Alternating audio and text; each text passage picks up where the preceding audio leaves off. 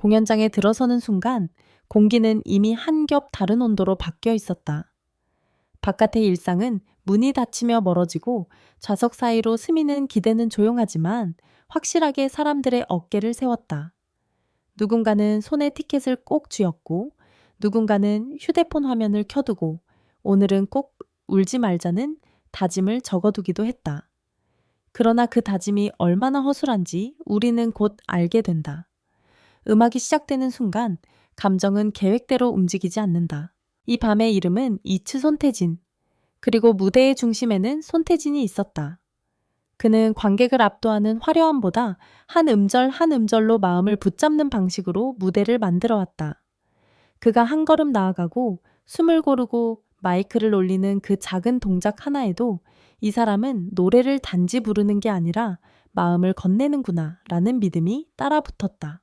그런데 이날 공연은 단순히 좋은 콘서트로만 기억되기엔 조금 더 특별했다. 객석 한편 취재 노트와 함께 조용히 숨을 고르던 김혜나에게 이 밤은 기사로 정리할 한 편의 공연이 아니라 한 시절을 접고 다음 페이지를 여는 순간이 됐다.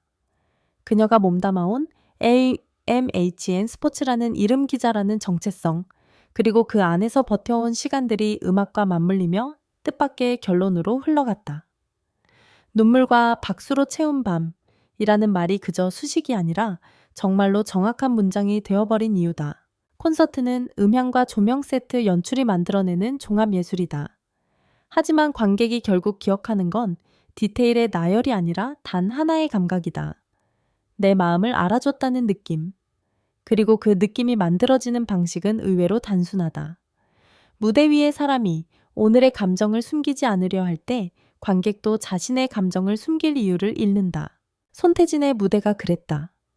노래를 크게 부르기보다 가까이 부르는 시간들이 있었다. 특정 구절에서 숨을 조금 늦게 들이마시거나 박자를 미세하게 눌러 담는 순간 그 작은 여백이 관객의 기억을 끌어당겼다. 그 여백은 마치 당신 얘기 맞죠라고 묻는 것처럼 들렸다. 객석의 표정이 일제히 변하는 순간이 몇 번이나 지나갔다. 누군가는 울었고, 누군가는 웃었고, 누군가는 울다 웃었다. 서로 모르는 사람인데도 이상하게 같은 리듬으로 고개를 끄덕였다. 콘서트가 가진 가장 이상한 힘은 이거다. 낯선 사람들을 잠시 같은 사람으로 만든다. 같은 노래를 듣고 같은 타이밍에 숨을 쉬고 같은 지점에서 가슴이 뛰게 만든다. 그 동기화가 시작되면 공연장은 이미 하나의 거대한 마음이 된다. 콘서트 제목이 가지는 의미는 생각보다 크다. 이츠 손태진 직역하면 이것이 손태진이다 라는 선언 같지만 현장에서 느껴지는 결은 조금 다르다.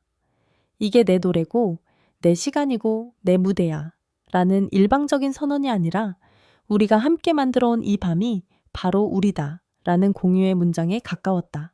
세티스트가 흘러가는 동안 곡과 곡 사이의 멘트는 지나치게 길지 않았다. 대신 짧은 말이 더 깊게 남았다.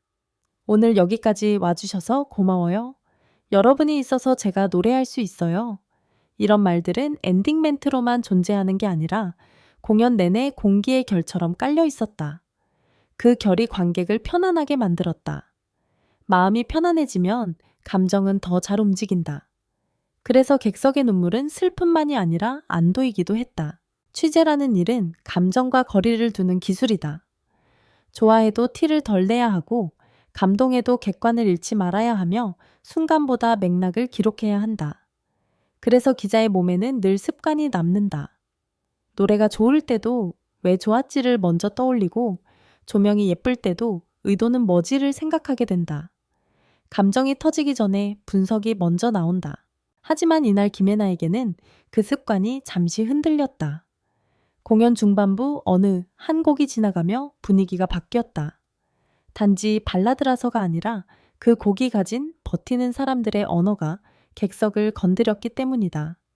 괜찮다는 말이 얼마나 자주 거짓말이 되는지, 잘 지냈다는 말이 얼마나 많은 밤을 숨기는지, 그런 것들을 아는 사람은 노래가 조용히 들어와도 크게 울린다. 기자가 감동을 느끼는 건 흔한 일이다. 하지만 새 출발을 결심하게 되는 감정은 흔치 않다. 그건 단순한 감탄이 아니라 자기 인생의 방향을 다시 쓰는 감정이기 때문이다. 김혜나의 새로운 출발은 누군가가 갑자기 무대 위에서 당신 그만두세요 라고 말해서 생긴 게 아니다. 더 섬세하고 느린 방식이었다. 노래가 질문을 던졌고 그녀의 마음이 답을 했다. 지금의 나는 내가 원하는 삶을 살고 있나? 나는 무엇을 기록하고 싶었나? 내가 진짜 사랑하는 순간은 무엇이었나? 공연은 답을 직접 주지 않는다. 대신 질문을 피하지 못하게 만든다.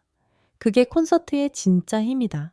눈물은 약함이 아니라 정리다 괜찮아? 라는 가면을 벗는 시간.